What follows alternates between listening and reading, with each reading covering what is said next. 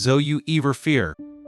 Had one day you'll wake up and realize you've lived a whole life that ever truly living.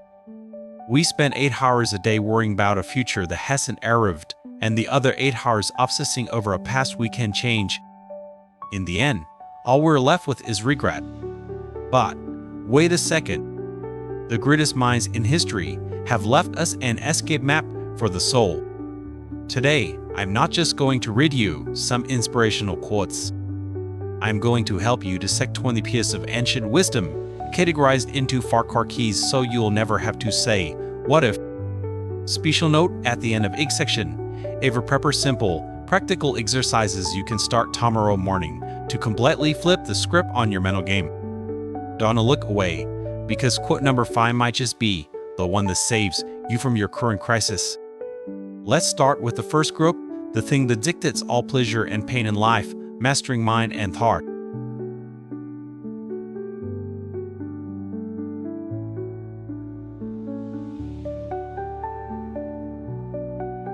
Have you ever tossed and turned at 2 a.m., heart racing just because you worried about an unfinished project or a random comment from a colleague? If so, you're locking yourself in a prison without bars. The philosopher Seneca saw right through this 2,000 years ago when he said, "We suffer more often in imagination than in reality." Let's be honest. What percentage of the horror stories you worry about actually happen? Probably less than why shouldn't. We build nightmare scenarios in our heads and play the victim in a movie that hasn't even started filming. The price we pay is our current peace of mind. Don't let your imagination betray you.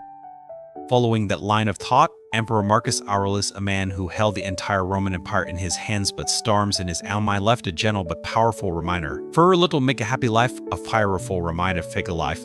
It is all in yourself and your way of thinking. People spend their lives chasing bank balances and shiny titles, only to realize happiness keeps slipping through their fingers. Why?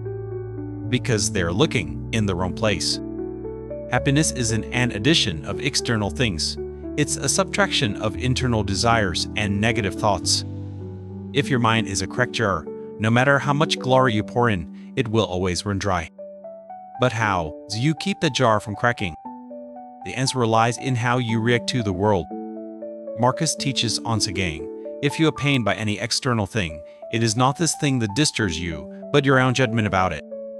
A sudden rainstorm might be a disaster for someone going to a festival, but a gift for a farmer. The rain itself is neutral. Pain or joy lies in the label you stick on it.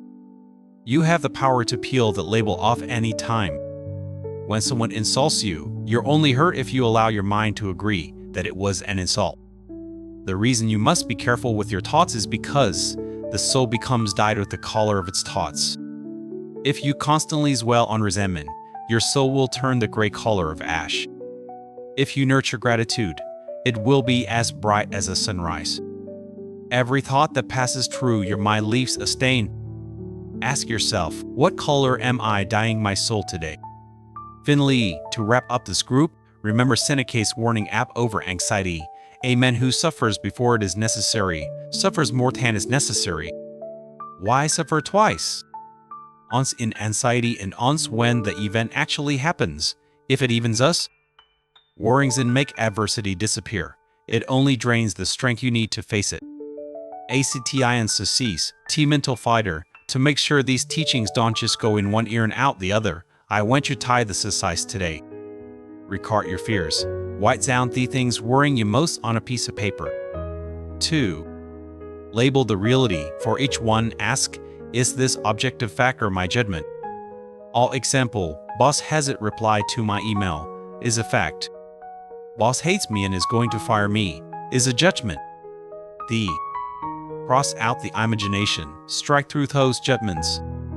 Keep only the facts and make an action plan for them. 4. Verify at the end of the day. Before bed, look at the list and see how many horror movies actually played out.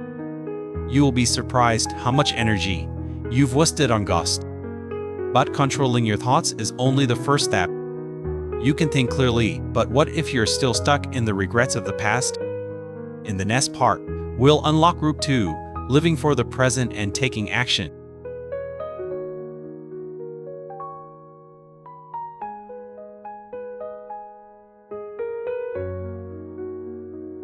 Have you ever heard of the time thief? It doesn't come from the outside. It lives right inside our habit of waiting. We wait for the perfect moment, the perfect job, or a sunny day to start living. But the Buddha taught, do not dwell in the past, do not dream of the future, concentrate the mind on the present moment. Think about it. The past is a canceled check, you can't draw any more money from it. The future is a promissory note, it might never be paid. The present is the only cash you have on hand.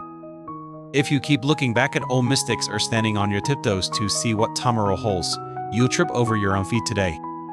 Seneca, in his letters to his friend Lucilius, once voiced a painful truth. It is not that we have a short time to live, but that we waste a lot of it. We often complain that life is too short. But check your records. How many hours have you spent scrolling mindlessly on social media? How many days worrying about things that are none of your business? How many years doing work you don't even like? Life isn't short, we just squander it as if we were immortals with an infinite bank account of time. Once you understand the value of time, Stoic philosophy won't let you sit still. Marcus Aurelius gave a firm command to himself and to us, waste no more time arguing about what a good man should be. Be one. We're great at making lists of virtues and reading hundreds of self-help books, but we're terrible at actually doing them. The world doesn't care how much theory you know about kindness, it only cares who you help and how kind you were in this exact moment. Stop talking about philosophy, start living like a philosopher. To escape regret, there's a powerful mindset you must burn into your memory. Do every act of your life as though it were the very last act of your life? Sounds a bit extreme, right? But if you tune into tonight's conversation with a loved one was your last, would you be looking at your phone while talking? If the work you're doing was the final legacy you left behind, would you do it half-heartedly? When you treat every act as your last, your focus and love reach a master level. That is how you live, so there's no room for what if.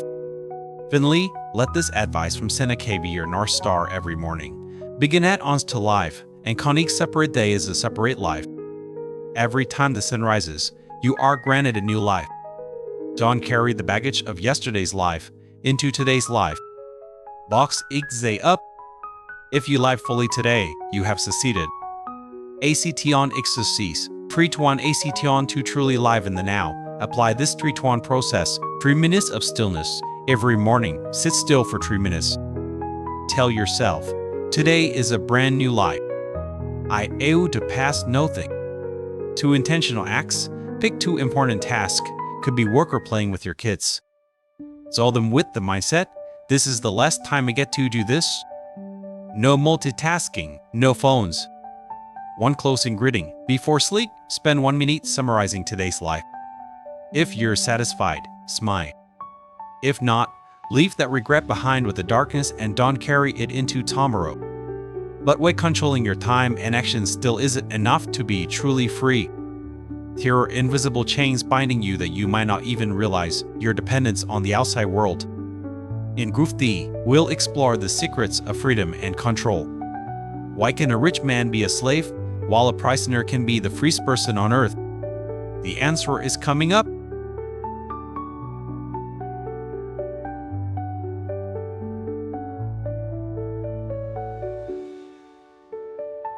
Here's an ironic truth. We live in the freest era in history, yet people feel more suffocated than ever.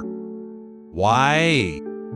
Because we confuse the right to choose with inner freedom. Seneca stated it briefly, he who is brave is free. Bravery here isn't about going to a battlefield.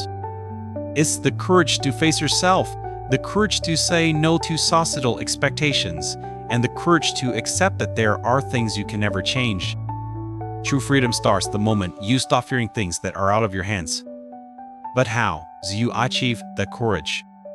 You must become the king of your own kingdom. Epictetus, born a slave but whose soul was freer than any emperor, taught, no man is free who is not master of himself. If a single criticism ruins your sleep, you are a slave to the speaker. If a illusory item forces you to work yourself to exhaustion just to own it, you are a slave to material things. Freedom isn't doing whatever you want, it's having the character to not be controlled by anything. Though you master your emotions, or though they master you. That is the line between a free person and a prisoner of the soul. The root of all spiritual slavery is attachment. The Buddha summarized, the root of suffering is attachment. We attack ourselves to reputation, to ego, to the desire for everything to go our way. When reality doesn't match our wishes, we collapse. Learn to love without possessing, and to strive without forcing the result. When you let go of the rope of attachment, you'll find yourself light as a feather amidst life's constant changes. To maintain the lightness, you need to understand the circle of control. Epictetus reminds us, the more we value things outside our control, the less control we have. All the people's opinions, the economy, the weather, or even the outcome of your work, all of these lie outside your circle of control. The only thing you have total say over is your will, your attitude, and your own actions. When you pour all your energy into what you can control, you become invincible.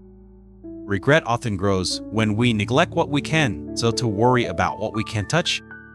Finally, don't let the trap of prosperity fool you. Epictetus said, wealth consists not in having great possessions, but in having few ends. The richest person isn't the one who has the most, but the one who needs the least. The biggest regret at the end of life is usually, I spent my whole life accumulating things. I didn't need to impress people I didn't like. Don't fall into that trap. Focus on spiritual values, because they are the only assets no one can take from you. ACTINCCs, inner detachment. Whenever you feel stressed, use this exercise. 1. Draw 2 circles, a small circle inside a large one. 2. List the pressures, why everything worrying you in the large call E. G. Economic recession, partner is angry, project is late. D. Filter for action, look at each item and ask, what can I do right now? Write only specific actions in the small circle A. G. Instead of worrying about the economy, why cut spending by purpose? 4. The letting go mantra, for everything left in the large circle, look at it and say, it is nothing to me. Focus % of your power on your small circle. Now, you have the mindset of free person. But life isn't a still lake. Here will be times when others hurt you, and times when adversity knocks you down. How will you respond so you don't regret your own character? The final group conduct and the strength alive will be the final pieces to complete the picture of a life worth living. Specifically, quote number 7 will completely change how you look at your enemies. Don't miss it.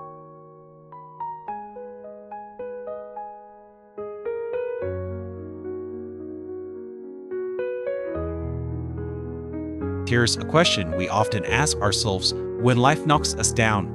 Why should I bother being a good person when the world is so unfair? The greatest regret isn't when we fail, but when we let fear and hatred turn us into someone we don't even recognize. Seneca once says something that should wake up anyone who's feeling hesitant. He who fears death will never saw anything worthy of a man who is alive. Death here isn't just taking your last breath, it's the fear of losing your safety, your reputation, or your stability. If you live only to protect your comfort zone, you'll never dare to stand up for what's right or chase greatness. True character begins when you accept that I can lose everything except my integrity. And here is the quote that will change how you treat those who have hurt you. Marcus Aurelius wrote, "The best revenge is to be unlike him who performed the injury." When someone betrays you, our instinct is to strike back. But if you use deceit to answer deceit, you're just adding to the darkness of the world. Don't let someone else's behavior dictate your character. The sweetest and most noble revenge is to keep living a life of kindness and integrity, something the aggressor can never have. In our daily interactions, sometimes character lies in silence. Epictetus reminds us of a biological fact that is deeply philosophical. Nature has given men one tongue but 2 ears, that we may hear from others twice as much as we speak. Regret often stems from words spoken, in anger rather than from silence. A person of character isn't the one who shouts the loudest, but the one who listens the most. When you listen, you learn. When you speak, you're only repeating what you already know. Learn to observe the world before you pass judgment. If you feel like your life is too full of hardships, remember Seneca's words, It is a rough road that leads to the heights of greatness. Don't pray for an easy life. Pray for the strength to endure a difficult one. Your scars aren't signs of weakness. They are medals of experience. No gem is polished without friction, and no human becomes great without going through trials. Finally, the pinnacle of all character is serenity. A Zen proverb sums it up perfectly. To be calm is the highest achievement of the self. Being calm doesn't mean being emotionless. It's the ability to stand in the eye of a hurricane while your soul remains as still as a mountain lake. When you're calm, you see the truth. When you're calm, you don't make the impulsive decisions that lead to regret.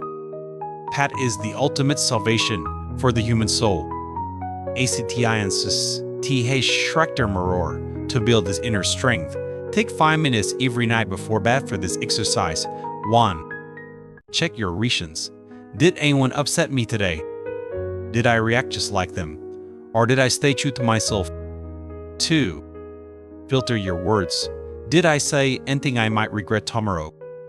Did I listen more than I spoke? D. Face adversity. What challenges did I meet today? Did I embrace them as a rough road to greatness, or did I just complain? 4.